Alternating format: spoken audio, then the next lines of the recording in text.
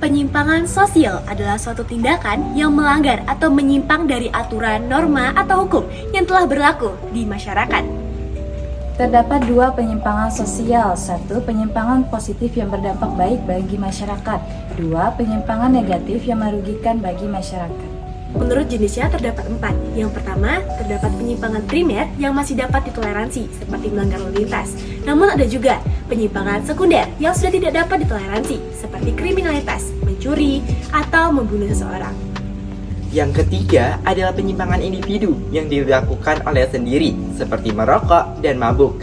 Dan terakhir atau yang keempat adalah penyimpangan kelompok yang dilakukan secara berkelompok, seperti tawuran. Kekerasan terhadap anak menjadi suatu permasalahan yang sangat serius di Indonesia. Angka yang semakin meningkat menunjukkan kekhawatiran bagi masa depan Indonesia.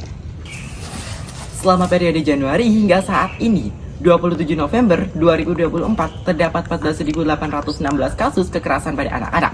Menurut data Kementerian PPA, 11.000 diantaranya merupakan perempuan dan hampir 9.000-nya mengalami kekerasan seksual. Dan mirisnya, mereka tidak bisa melakukan apapun dan tidak mengerti apapun yang sedang terjadi. Terdapat 5 kekerasan. 1. Kekerasan fisik, misalnya penganiayaan dan perkelahian. 2. Kekerasan psikis, yaitu penghinaan dan mempermalukan seseorang di depan umum. 3. Kekerasan seksual, yaitu catcalling dan menyentuh bagian sensitif. 4. Diskriminasi dan intoleransi, yaitu perbuatan rasis. Dan 5. Kebijakan yang mengandung kekerasan. Selengkapnya, jenis kekerasan tertulis pada Permendikbudristek nomor 46 tahun 2023. Terdapat 4 kasus miris yang menimpa Indonesia di awal tahun 2024. Seorang anak yang hanya berusia 13 tahun dicabuli dan diperkosa oleh ayah kandungnya, kakak kandungnya, dan juga kedua pamannya. Seorang oknum dari TNI Angkatan Laut memperkosa seorang siswi SMK. Seorang kuli bangunan yang mencabuli seorang bocah berusia 4 tahun. Dan seorang anak yang hanya berusia 9 tahun yang dianiaya oleh ibunya, disunuti rokok hingga harus mengumur air yang sedang mendidih.